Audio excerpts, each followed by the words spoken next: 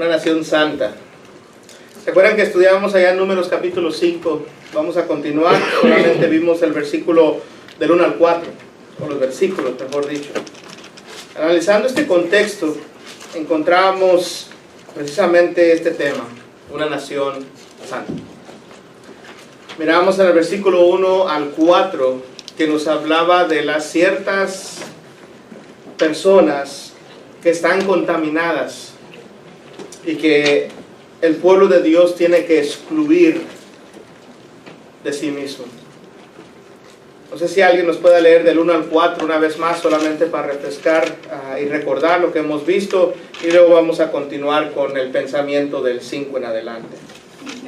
Y Jehová habló a Moisés diciendo: manda a los hijos de Israel que echen del campamento a todo leproso y todos los que padecen flujo de semen, y a todos contaminados con muerto. Y así, hombres como mujeres, echaréis fuera del campamento. Los echaréis para que no que no contaminen el campamento de aquellos entre los cuales yo habito. Y los hicieron así los hijos de Israel, y los echaron fuera del campamento. Como Jehová dijo a Moisés, así lo hicieron los hijos de Israel. Quiero que preste atención al versículo 3 del por qué los van a excluir. A los leprosos, a los de flujo de semen, y también aquí vemos a aquellos a los cuales que han tocado muerto. Dice, ellos están contaminados, ¿sí? Y dice Dios, los vas a excluir porque yo habito en medio del pueblo. Tiene que haber santidad. Y eso es lo que el capítulo 5 y 6 nos habla. Hablamos de esto, de cómo la iglesia hoy en día también, Pablo usa el ejemplo cuando habla de una manzana podrida hecha a perder las demás. Habla y nos da el ejemplo en 1 Corintios 5, cuando aquel individuo había pecado, había tomado la mujer de su padre y había cometido gran pecado delante de Dios y delante del pueblo. A lo cual Pablo dice, exclúyanlo, sáquenlo. Encontramos que debe de haber santidad en la iglesia, en el pueblo de Dios. Y el versículo del 5 al versículo 10 nos va a hablar de precisamente una restitución, precisamente una confesión. Quiero que tenga esto en mente, esto es del pueblo de Dios. Versículo 5 dice, además habló Jehová a Moisés diciendo, di a los hijos de Israel, el hombre o la mujer, sin hacer acepción de personas, al igual que lo dijo anteriormente, que cometiere alguno de todos los pecados con que los hombres predicarán contra Jehová y delinquen, aquella persona, note, confesará el pecado que cometió y compensará enteramente el daño, y añadirá sobre ello la quinta parte y lo dará a aquel contra quien pecó. Y si aquel hombre no tuviera pariente al cual sea resarcido el daño, se dará la indemnización del agravio a Jehová, entregándola al sacerdote. Además, el carnero de las expiaciones, con el cual hará expiación por él. Toda ofrenda de todas las cosas santas que los hijos de Israel presentaren al sacerdote, suya será. Y lo santificado de cualquier será suyo. Asimismo, lo que cualquiera diere al sacerdote será suyo, o suyo será. Quiero que tenga esto en mente. Tiene que haber dos cosas que suceden: confesión de pecado y un precio que hay que pagar. Un precio. El Nuevo Testamento nos habla precisamente de esto también. Cuando observamos el confesar los pecados y cuando observamos el pagar una restitución, Jesucristo en Lucas 19, del 1 al 10, nos habla de cómo Él vino a traer restitución al hombre, a usted y a mí.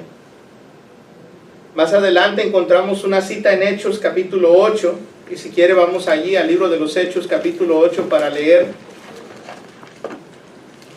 Quiero que tenga esto en mente. Este principio de la santidad no es nuevo en el Nuevo Testamento y se debe de reforzar como se reforzó en el Antiguo Testamento. Hechos capítulo 8, versículos del 14 al 24. ¿Alguien más que lo pueda leer, por favor? Cuando los apóstoles que estaban en Jerusalén oyeron que Samaria había recibido la palabra de Dios, enviaron allá a Pedro y a Juan, y los cuales, habiendo venido, oraron por ellos para que recibiesen el Espíritu Santo, porque aún no había descendido sobre ninguno de ellos, sino que solamente habían sido bautizados en el nombre de Jesús. Entonces les imponían las manos y recibían el Espíritu Santo. Cuando vio Simón que por la imposición de las manos de los apóstoles se daba el Espíritu Santo, les ofreció dinero, diciendo: dame también a mí este poder, para que cualquiera a quien yo impusiere las manos recibiera el Espíritu Santo. ¿Hasta ahí? Hasta el 24. Entonces Pedro les dijo: tu dinero perezca contigo, porque has pensado que el don de Dios se obtiene con dinero. No tienes tu parte ni suerte en este asunto, porque tu corazón no es recto delante de Dios. Arrepentirse pues en esta tu maldad, y ruega a Dios si quizá te sea perdonado el pensamiento de tu corazón, porque en él y el de amargura y en prisión de maldad veo que estás. Respondiendo entonces Simón dijo: rogad vosotros por mí al Señor, para que nada de esto que habéis dicho venga sobre mí. Hasta ahí, gracias. Quiero que veamos el ejemplo. El detalle está en lo que tratábamos en la mañana sobre lo que era ahora en este caso imposición de manos, o el pasar el don del Espíritu Santo. Encontramos aquí que algo que nos ayuda a recordar eso es que nos menciona aquí el versículo 17, que cuando ellos recibían el Espíritu Santo, él llegó a la conclusión que solamente por la mano de los apóstoles se daba el Espíritu Santo. ¿Okay? Esto es algo muy importante que recordar, y esa es la situación que está sucediendo. Cuando esto pasa, él peca al ofrecer un dinero. Él quiere tener ese poder, no para hacer la voluntad de Dios, sino porque él quería tener ese poder. En el egoísmo, él se dejó llevar, y ahora Pedro va y lo confronta y le deja saber: mira, tu corazón no está bien, no está recto, has pecado delante de Dios. Y vemos en el versículo 24 que él confiesa: ustedes pidan por mí para que esto no suceda. Es una actitud de lo cual está reconociendo su maldad. Por eso se le apela a lo que es: arrepiéntete, cambia de pensar, cambia de situación, cambia tu mente y tu corazón. Y eso es lo que encontramos aquí. En el Antiguo Testamento, como vimos ahí en Números, encontramos precisamente una restitución, un cambio. Tiene que haber cambio en la restitución y tiene que haber una confesión. Recuerde que esto es al pueblo de Dios. Entonces entraría en efecto lo que primera de Juan 1 y versículo 9 dice: hijitos, si alguno habéis pecado, tenemos abogado para con Dios. Es el capítulo 2 versículo 1. Pero el 1:9 nos deja saber que si confesamos vuestros pecados, Él es fiel y justo para perdonarlos. Tiene que haber confesión. La razón de la confesión es estar uno consciente del mal que ha hecho delante de Dios, del daño, de lo que afectó. Es importante que hoy en día nosotros lleguemos a entender esto, que aceptemos y nos hagamos responsables por nuestras acciones. Cuando fallamos a Dios como hijos, Dios nos da la oportunidad de que nos rectifiquemos. No quiere que nos quedemos ahí. No quiere que nos quedemos en la mente de que hemos fallado, ya me siento mal, no quiero avanzar. No, dice Dios, acéptalo, entiéndelo y busca la solución. Busca la solución. Dios te la da, confiésalo, confiésaselo al Señor. Ya lo sabe Él, tu mente ya lo maquinó, tu pensamiento ya lo tuvo, Dios ya lo sabe. Ahora necesitas aceptarlo, que Dios ya lo sabe, confesarlo y pagar el daño. No monetariamente como vemos en el Antiguo Testamento, no era así ya. Pero el daño es ahora el pago que vas a, lo que te va a costar a ti rectificar esa situación. ¿Qué te va a costar el rectificarte con Dios? Cuando se pierde la confianza hay que empezar de nuevo. y trabajar, a fortalecer que hay una confianza otra vez. Entonces igualmente con Dios nos va a costar. Cuando le fallamos a Dios tenemos que trabajar. Usted y yo encontramos allá en el Salmo 51, si usted se acuerda de este Salmo, va a encontrar la vida de lo que es el rey David. Y el Salmo 51 nos deja saber de que es un canto, es una oración, es una petición que hace él a Dios. Y deja saber aquí en el versículo 2 en adelante, no sé si alguien quiera leer el 2 y el del 2 al 4, por favor.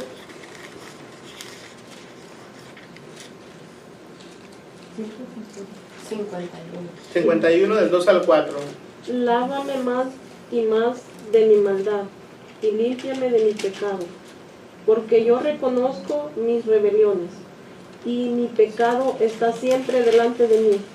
Contra ti solo he pecado, y he hecho lo malo delante de tus ojos, para que seas reconocido justo en tu palabra, y tenido por puro en tu juicio. Aquí encontramos más adelante en el versículo 7, dice, purifícame con hisopo, lávame, y continúa hablando de una purificación. Él sabe de su maldad y lo confiesa. No solamente lo confiesa, lo escribe.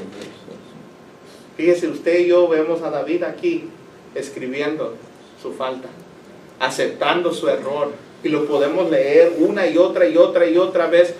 Imagínense, cuando usted y yo fallamos a Dios, ¿nos causa vergüenza? No quisiéramos que nadie se enterara, ¿verdad? ¿Cómo el hermano Rogelio? ¿Cómo la hermana Juanita? Pero hermanos, necesitamos luchar y reconocer nuestra maldad, seguir adelante. ¿Cómo David siguió adelante? Hay que rectificarnos, seguir, reconocer que Dios es un Dios de segundas oportunidades.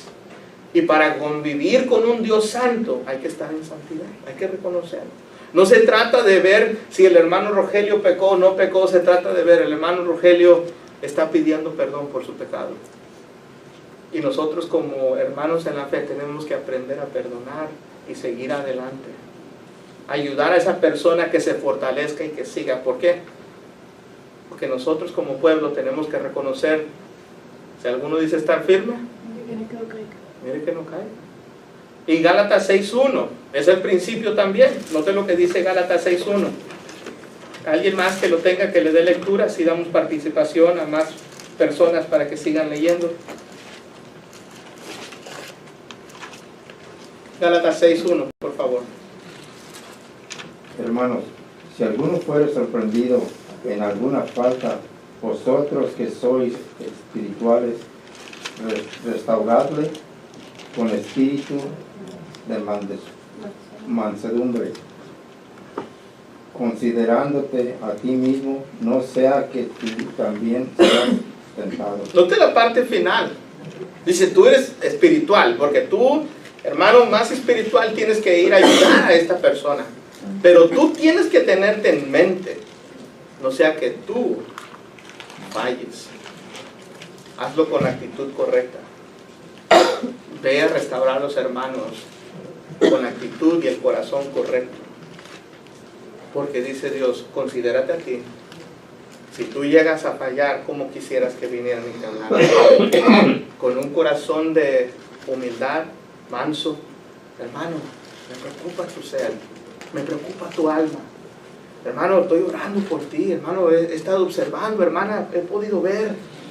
Hermana, yo sé que eres una hermana que ha luchado. Y estoy aquí. Y te digo esto porque te amo. No es fácil, hermanos. A veces no es fácil confrontar a una persona. No lo es. Pero es necesario. Es necesario para la santidad de la persona. Es necesario para usted. Es necesario para mí. Es necesario para la iglesia, para el pueblo de Dios, que se mantenga santo. Que la persona pueda reflexionar y decir, ¿sabes qué, hermano? Sí, he fallado y no sabía, o no creí que nadie más se había dado cuenta. Ora por mí, hermano. Claro que sí. Y si la persona allí lo confiesa y pide perdón, allí más no se tiene que salir de ese lugar, más que decir que se ha restaurado. Es todo. Al menos que el pecado haya sido público, entonces hay que pedir perdón a la iglesia. Eso es muy importante. El pueblo de Dios también tenía que hacerlo. Y la iglesia misma también así lo relata en el Nuevo Testamento. Entonces vemos este principio de ser un pueblo santo, una nación santa, no es algo nuevo. Dios lo hizo en el Antiguo Testamento, pero ahora habló de aquellos que están en pecado, ¿verdad? De 3 categorías, que son leprosos, que tienen flujo de semen, que han tocado muertos. Dice, ellos exclúyanos porque están mal delante de mí. Ahora, de ahí encontramos que si han pecado de una de las cosas, dice, necesitan restitución y necesitan pagar. Les va a costar. Pero ahora se mueve a términos más delicados. Ahora Dios quiere proteger el hogar, el matrimonio. Y note que el versículo 11 en adelante, ahora va a hablar de aquellas personas, y incluso en este caso de los varones, que no nomás pueden acusar ligeramente. Está protegiendo Dios el matrimonio, está Dios cuidando de aquello que es el matrimonio en sí. El versículo 11 lee de la siguiente manera, del capítulo 5 de Números.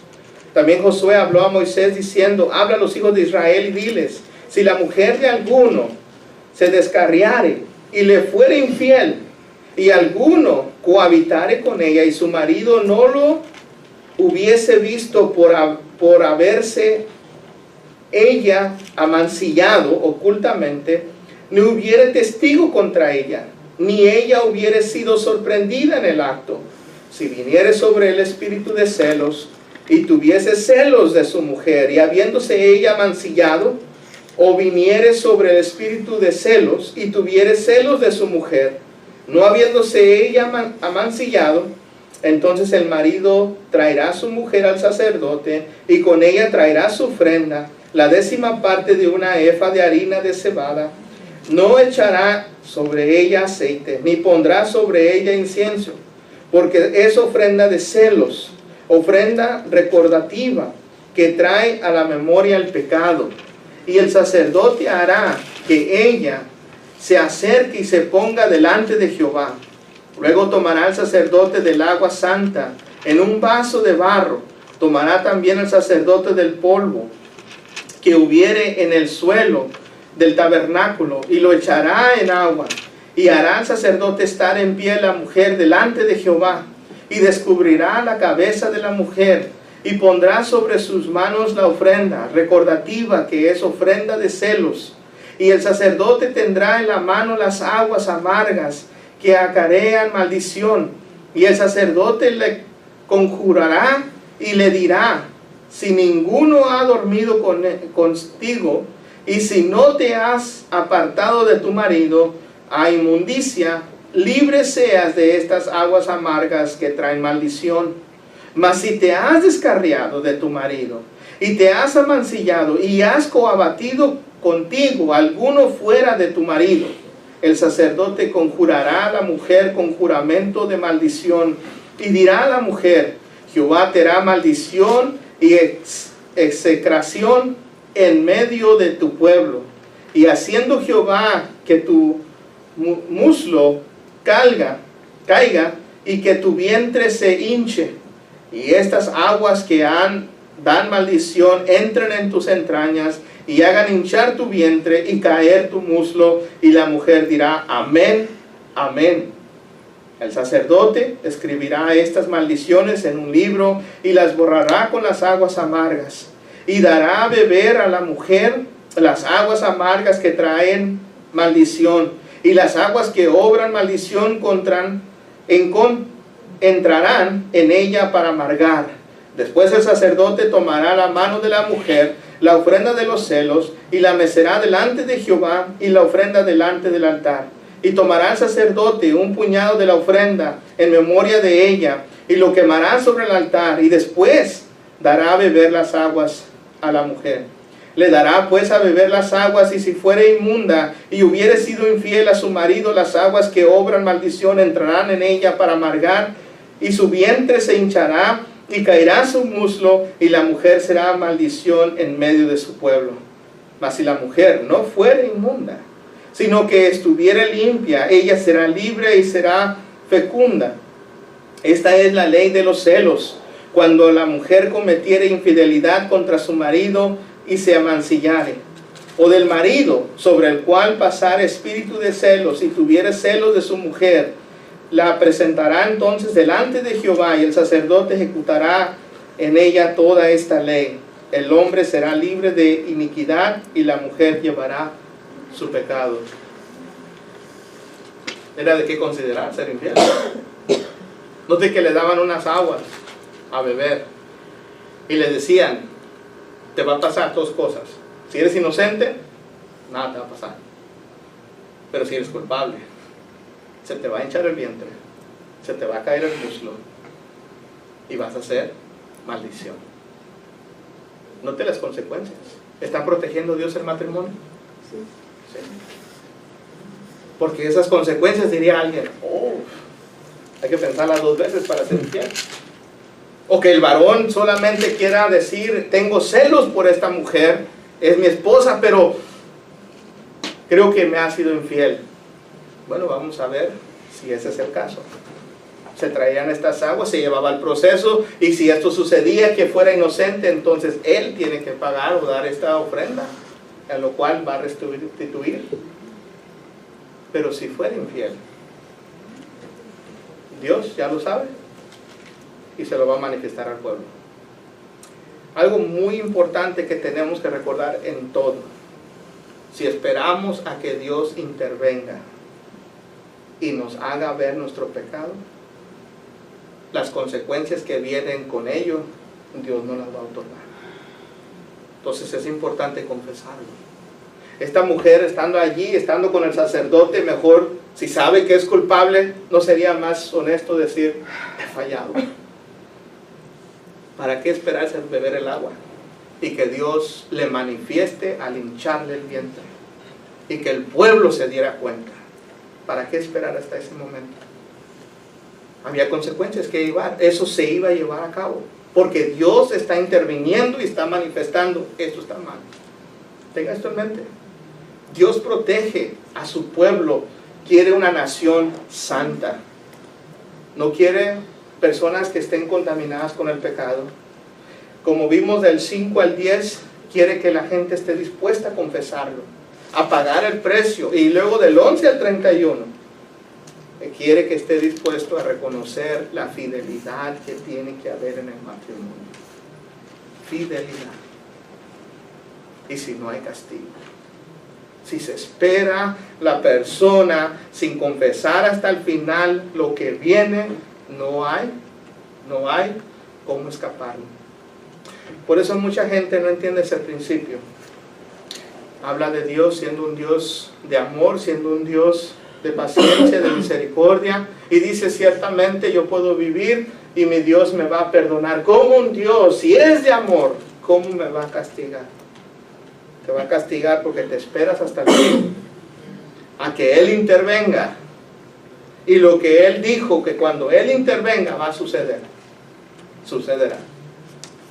Por eso en toda la Biblia, cuando usted vea que Dios dice esto va a suceder, si lo llevas a cabo y si lo hacen, sucede. Sucede, porque las consecuencias ahora las tienes que tomar. Ahora esa nación, esa persona, esa gente tiene que tomar y vivir con esa consecuencia porque se esperó hasta el final. Eso nos deja saber que no nos esperemos. Si hemos fallado a Dios de una manera u otra, tenemos que buscar cómo rectificar nuestra situación. Si hemos fallado a Dios, tanto en el matrimonio también. Tal vez algunos de ustedes han pasado alguna situación de infidelidad. Se siente feo, hermanos, cuando tu pareja te ha fallado. Lo sé porque he hablado con algunos que han pasado por esto, y uno a veces se queda pensando, híjoles, cuando la persona que proclamó amor a ti te falla, a veces se pierde la confianza en las demás personas, o en las demás mujeres, o en las demás situaciones, o en los demás varones. Pero Dios está protegiendo el matrimonio. Esta ley es para proteger. Dios no quiere causar la dificultad de la mujer o del hombre. pero está queriendo mostrarle, educar a su pueblo, dejar saber, mira, tiene que haber fidelidad. Cuando hay infidelidad, esto va a suceder. Entonces encontramos este acto. El Nuevo Testamento nos habla, alguien que nos pueda leer Hebreos 13 y versículo 4, para recordar este principio de la santidad.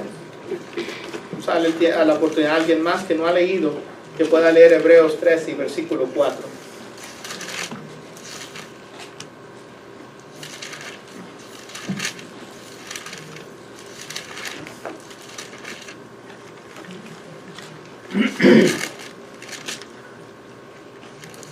Dice, honroso sea, 13:4, ¿verdad, hermano? Honroso sea en todo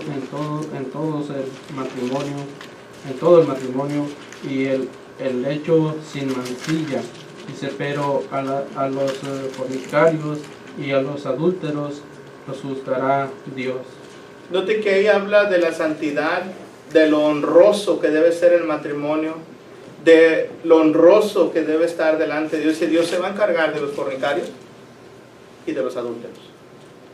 Fornicario es tener relación sexual fuera del matrimonio, esto es no estar casado y tener relaciones sexuales. Adulterio es estar casado y tener relaciones sexuales con alguien que no es tu pareja, tu esposa, tu esposo.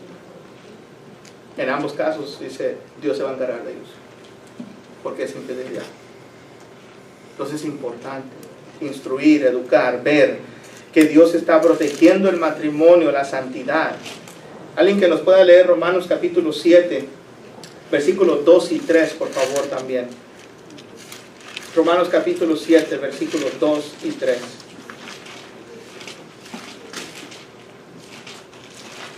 Porque la mujer casada está sujeta por la ley al marido, mientras éste vive, pero si el marido muere, ella queda libre de la ley del marido. Así que si en vida el marido se muere o otro varón, será llamada adúltera. Pero si su marido muriere, es libre de esa ley, de tal manera que si se uniere a otro marido, no será adúltera. Note cómo Pablo también explica esto, de lo que es unirse a alguien si su marido aún vive. Esto quiere decir ser o fallarle en la relación. Dice, entonces será adúltera. ¿Y Dios se va a encargar de ella? Sí, Dios se va a encargar de ella. Si fuere varón, ¿Dios se va a encargar de él? Sí, no hace excepción de personas. Número 5 nos habla hombres y de mujeres. 2 veces nos enfatizó eso. El Nuevo Testamento nos enfatiza, Dios no hace excepción de personas. La salvación es para todos y al igual Dios traerá cuentas a todos. Y si es hombre o mujer que necesite ser castigado porque se esperó hasta el final, Dios dará el castigo a hombre y a mujer. Entonces es importante, pero continúa ahí lo que viene siendo el capítulo 6. Ahora Dios va a tomar el voto nazareno. Ahora va a explicar lo que es santidad a través de este voto, que es un voto que demanda o explica lo que es estar en santidad delante de Dios. Esto es un principio para todos. Y los judíos tomaban este voto para así mostrar santidad al Señor, se purificaban. Algo similar que cuando usted y yo hacemos una desintoxicación en nuestro cuerpo. Queremos sacar todo lo impuro, las toxinas que nos afectan físicamente. También tenemos que desintoxicarnos de la carne. Tenemos que desintoxicarnos de las cosas, de los deseos de la carne, de la mentalidad carnal. Y tenemos que dejar que lo espiritual esté en nuestro ser. Tenemos que hacer esta limpieza más seguido. Es recomendable que se haga una limpieza física de 1 a cada 6 meses. Recomendable para que usted funcione en su sistema adecuado. ¿Qué tan recomendable será que usted y yo nos purifiquemos espiritualmente para vivir bien delante de Dios? Vamos a pensar. Cada primer día de la semana venimos, meditamos, reflexionamos en el gran sacrificio que se hizo por nosotros. Y en ocasiones a veces esto se toma a la ligera, no se medita, no se piensa. Ese momento es para pensar, para guardar silencio, para saber, Rogelio, confiésale a Dios si algo está mal. Ese es el momento. Rectifícate. Ponte a cuentas con Dios. Medita en lo que estás haciendo. Por eso es que se guarda silencio. Porque este pan y este jugo, aunque no deja de ser pan y no deja de ser jugo, en ese acto estamos recordando algo importante. Y ese acto tenemos que guardarlo en santidad delante de Dios.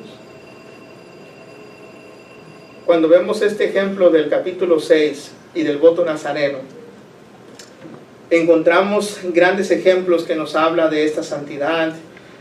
Pero quiero adelantarme, dado que la chicharra ya sonó. Quiero leer la última parte y concluir la clase con esto.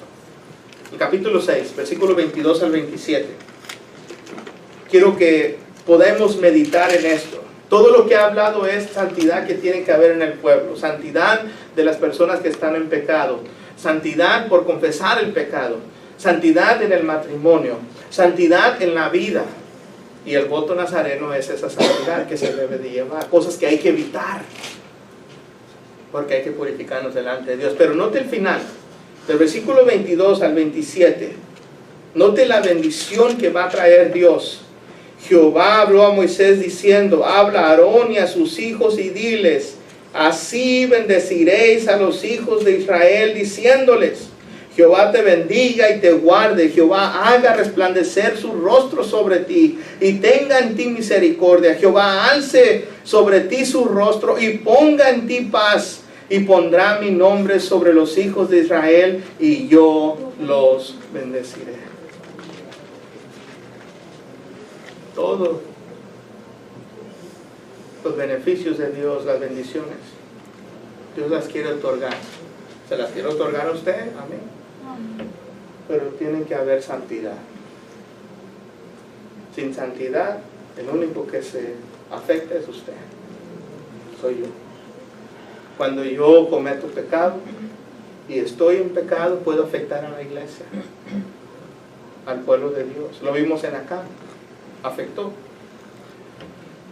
pero también puedo afectar a mi familia, como vimos en acá, y ya vemos que afectamos las bendiciones de Dios.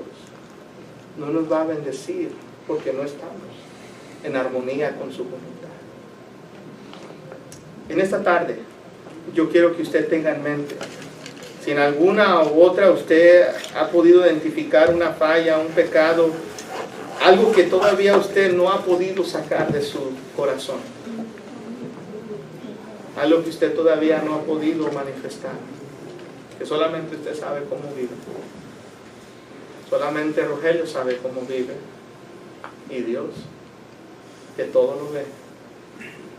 Y si Él mira que usted y yo estamos mal, y usted sabe que está mal, confiese.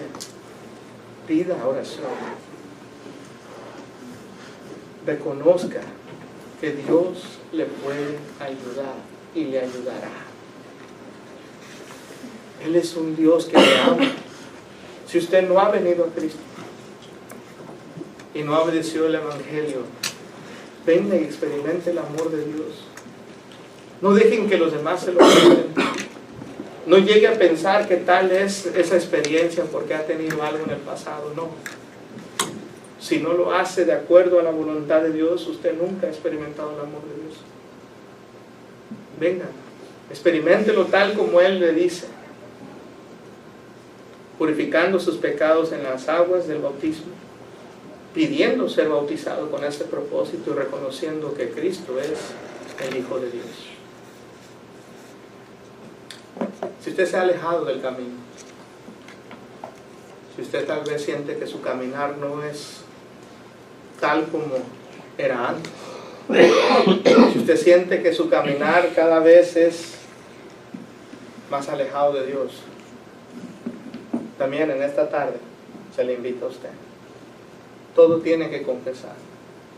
Por eso Romanos 10, del 9 al 10 nos habla que si confesares con tu boca que Jesús es el Señor, si eso reconocemos, si reconocemos su grandeza, si reconocemos quién es Dios, hay que confesarlo.